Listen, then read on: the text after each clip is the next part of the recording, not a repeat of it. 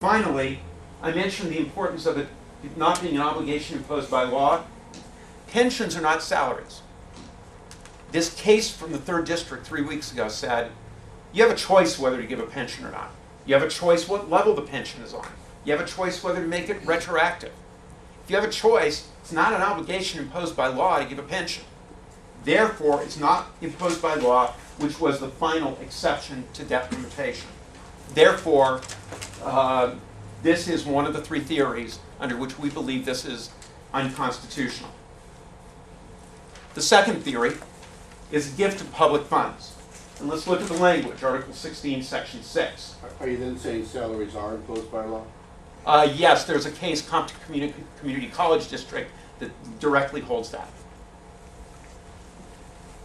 In this case, it says the legislature has no power to make any gift or authorize the making, meaning for a county, to make any gift of public money or thing of value to any individual, etc. Are pensions a gift?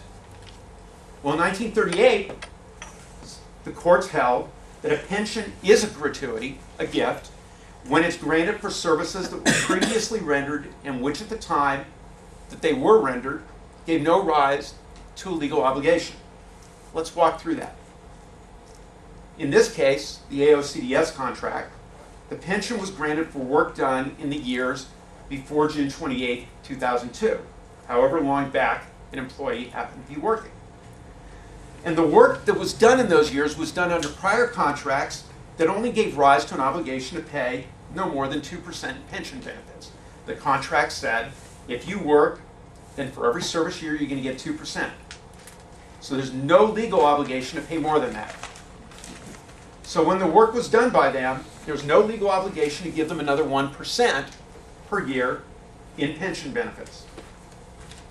Therefore, this 1% extra was a gratuity, a gift of public funds to individuals.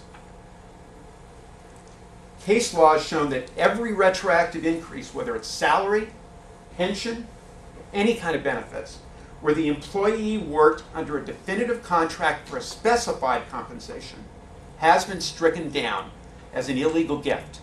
There are cases involving secretaries who deferred or decided not to take their vacation.